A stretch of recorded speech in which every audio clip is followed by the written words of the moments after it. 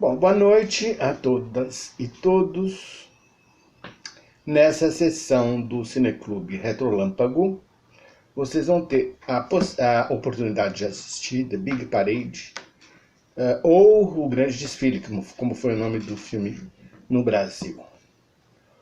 O filme foi dirigido por King Vidor em 1925. King Vidor tinha naquele momento 31 anos de idade. Ele, desde os 19, ele era um fotógrafo de cinema, mas ele começou a dirigir filmes com 24 anos de idade.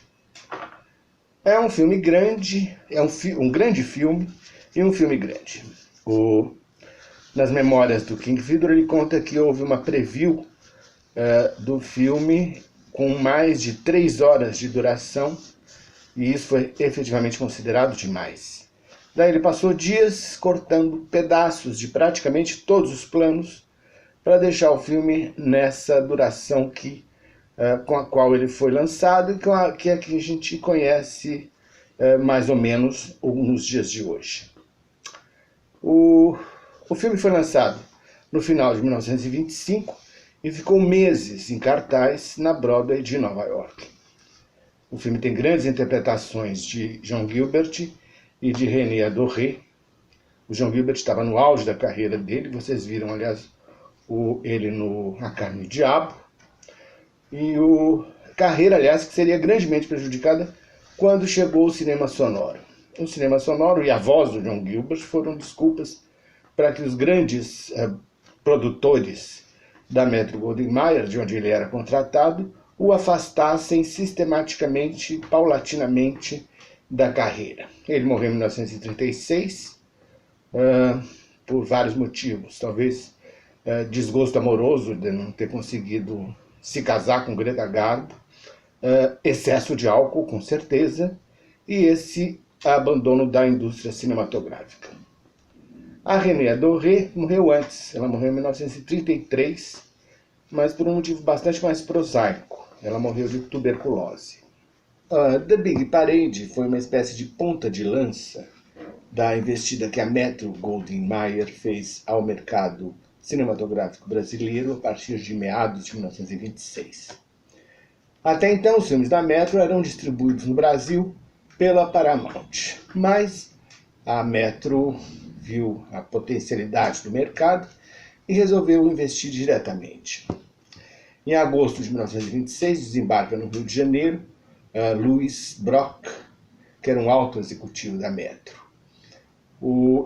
Apesar de ter desembarcado no Rio de Janeiro, o centro dos negócios da Metro no Brasil foi São Paulo, onde a Metro assina com a Reunidas, a empresa Reunidas, que era dona de 2/3 do cinema da cidade, assina um contrato e cria uma empresa que chama Empresa Reunidas Metro-Goldwyn-Mayer do Brasil. E anuncia que vai fazer grandes lançamentos, vai revolucionar o mercado cinematográfico brasileiro. Alguns jornais se acham maravilhoso tudo isso, alguns outros, e algumas revistas também, denunciam que está se formando um grande truste de exibidor. Em janeiro de 1927, a Reunidas Metro-Goldwyn-Mayer inaugura suas atividades com o lançamento de O Barqueiro do Volga, de Cecil B. DeMille, no elegante Cine República de São Paulo. A sessão tinha de tudo, tinha orquestras, coros, bailados russos. A cidade se encheu de alto-falantes que tocavam sem parar a música tema do Barqueiro do Volga, composta especialmente para o filme. Essa era a nova forma de propaganda que a Metro havia anunciado.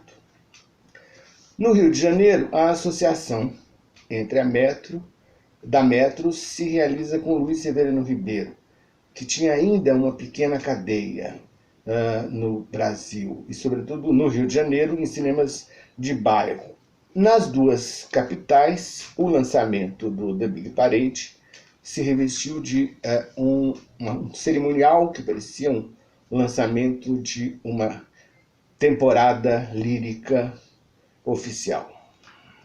O lançamento do Big Parade se deu primeiro em São Paulo, no dia 19 de março de 1927, no Santa Helena, que era um cinema muito elegante da cidade, muito requintado, que tinha apenas 2 anos. Apesar disso, a Metro ainda reformou o Santa Helena para o lançamento do The Big Parade. Cartazes gigantescos com o nome do filme foram espalhados pela cidade. No dia da estreia, a primeira página de alguns jornais foi dedicado ao lançamento do filme. No Rio de Janeiro, o lançamento aconteceu no dia 25 de março e houve inclusive exigência de traje a rigor para homens e mulheres. O cinema era perto daqui do MAN, era o Cassino, ao lado do passeio público, de frente para a Avenida Beira-Mar. Houve um luxuoso programa impresso e o ingresso foi vendido a 50 mil réis, o que era uma pequena fortuna. O preço de uma noite de gala no Teatro Municipal. A socialite Ana Amélia de Queiroz Carneiro de Mendonça foi contratada como diretora de arte e contato entre a nata do Rio de Janeiro. E o regente da orquestra, da abertura do espetáculo, foi a abertura, aliás, que era os mestres cantores do Richard Wagner. O regente foi o Francisco Braga, que era nada mais nada menos que o compositor do hino à bandeira. Salve lindo pendão da esperança, salve símbolo augusto da paz, com versos do Olavo Bilac. 26 sirenes foram instaladas em todo o Rio de Janeiro, no centro e em bairros, Copacabana, Botafogo, Tijuca, subúrbios, e foram disparadas às 9 horas da noite da sexta-feira, quando começou a sessão do The Big Parade no Cassino. Na noite da estreia, segundo vários jornais comentaram, a plateia dava a impressão de um estojo em meio ao qual cintilavam as joias de maior preço e brilho que a nossa melhor sociedade apresenta. Notava-se que todo o Rio raffiné ali estava. Havia embaixadores, ministros, autoridades civis e militares.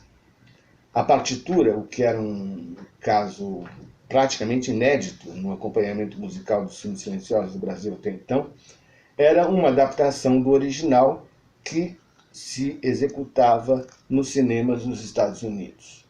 E havia também sincronização, efeitos sonoros sincronizados com rajadas de metralhadoras, caminhões, aviões, etc. Em suma, uma barulhada. Apesar do estardalhaço que cercou o lançamento do Big Parade no Brasil, não só do Big Parade, mas de alguns outras produções da Metro, essa investida da empresa no mercado cinematográfico brasileiro não deu os resultados esperados por ela, e no final de 1927, Louis Brock volta para os Estados Unidos. Ele volta para os Estados Unidos, mas ele não esquece o Brasil. Porque alguns anos depois, em 1933, ele produz Flying Down to Rio, Voando para o Rio. É um filme que marca a estreia como ator, além de dançarino, do Fred Astaire. Uma carreira que seria brilhante no cinema americano. Fred Astaire ao lado da mexicana Dolores Del Rio, que fazia o papel da brasileira Belinha de Rezende, e do ator Raul Julián, que estava naquele momento morando em Hollywood e fazendo alguns papéis em filmes americanos. Então, desculpe, mas eu acho que já falei demais. Então, o que me resta é desejar bom espetáculo a vocês essa noite e Lula livre.